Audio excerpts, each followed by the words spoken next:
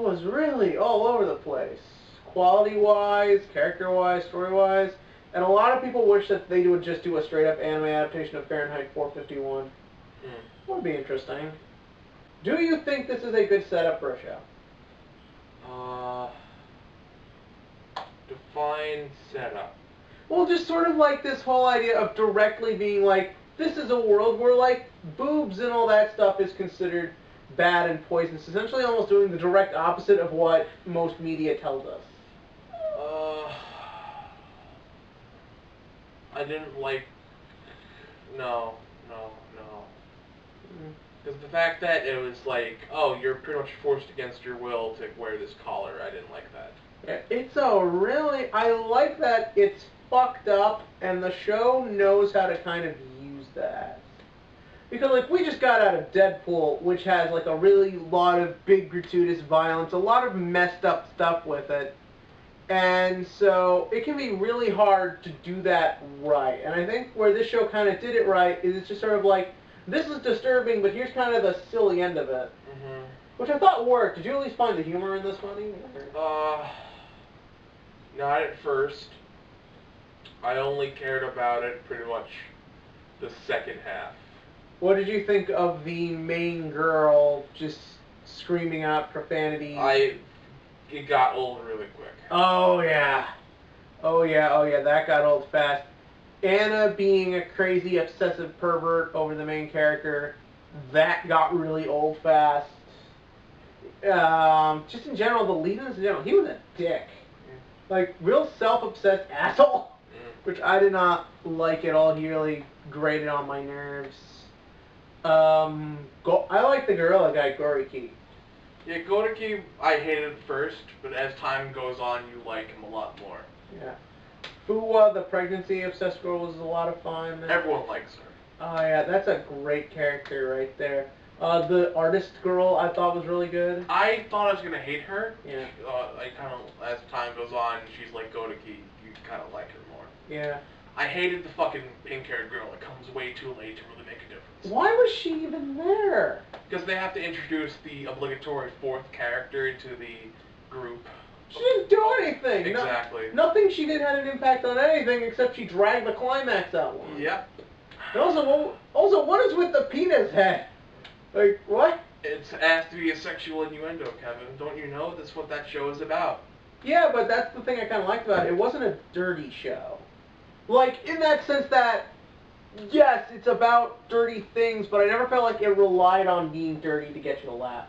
Like, it's not like an ecchi where in an ecchi the only real joke is, ha-ha, boobies, here are boobs, boobies. That's it. This one had very smart writing in it. And a lot of clever jokes, too. And a lot of things to say about society. I really like that. But then you just have Anna, who's just crazy obsessed with him and masturbating all over the place. Yeah. But they never do anything about it.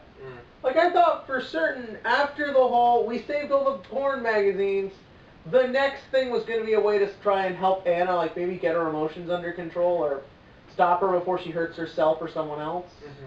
But they never do anything about it. She literally just comes in and out at everyone's convenience.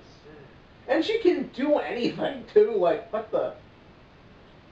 It's her sexual drive, Kevin. Yeah, but it served no purpose. Nah. You know, like, wouldn't it have been more interesting if they tried to get her under control, maybe put her on their side or something? I was thinking eventually, like, so like, when does one of them tell her that they're at socks? Like, what's gonna happen? I thought what was gonna happen was she'd unmask Kenjo, that was her name. She'd unmask Kenjo and then maybe, like, go crazy because, like, this is my best friend. How could she be involved in this type thing? But they never do. Like, he puts on that panties on his head and he's shirtless and that's it. That's another thing. I hated how many, like, what were clearly meant to be big reveals were spoiled in the opening. Nudist beach. Those nipples. No, it's like, just in general, I didn't like the opening. No. I didn't like the whole Sentai theme ripoff thing. I hated both the opening and ending. I like the ending. That dance is catching on, though, that she does. Which is to be expected in the anime community. But it's like what I didn't like was it sort of felt like. Do you think this would have worked better as maybe a 6-part OVA or something? I think for 12 episodes, they had a problem getting everything to the 12 episode mark. I don't know. Yeah, but it's just sort of like, okay, Anna is crazy sexually obsessed with Tanuki.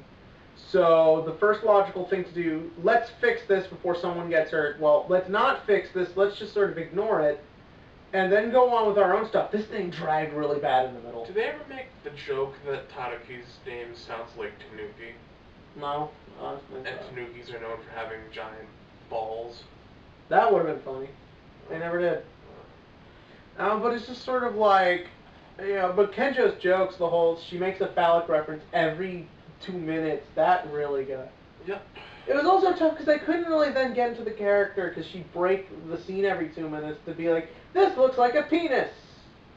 Or this looks like a vagina! And it's funny sometimes, but if it was done less, or if it was just done at the beginning, I just couldn't take her seriously. And they clearly want you to. Like that scene at the second to last episode when they're on the blimp of underwear flying off, and I guess they're trying to confess their love to each other?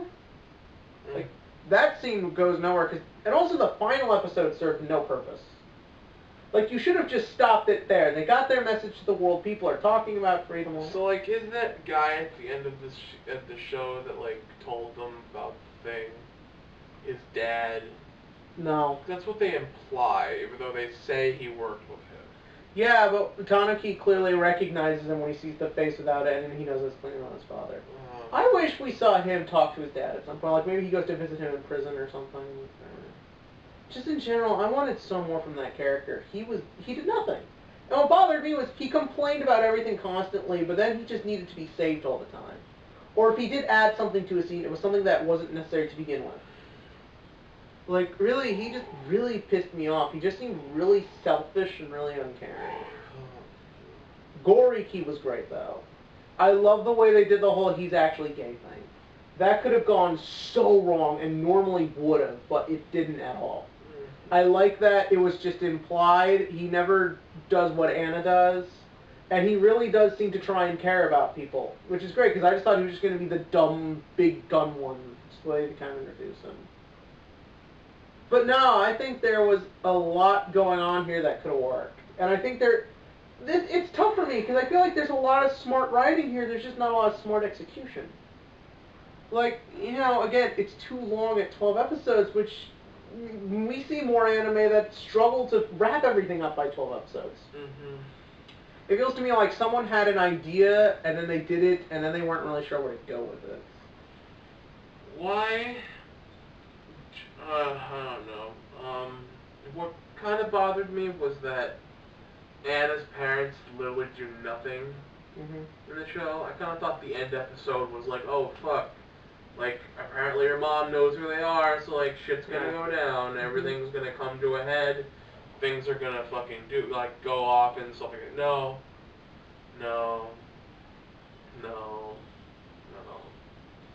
It's like you assume something's gonna come. It has to be, like, the action climax of this anime to have, like, the showdown between... Climax. Between, the people who want the law and the bit and then SOX. And no, it's just, let's leave it at that. Cool. Yeah. Do you think it's hoping for a second season? I think that's why they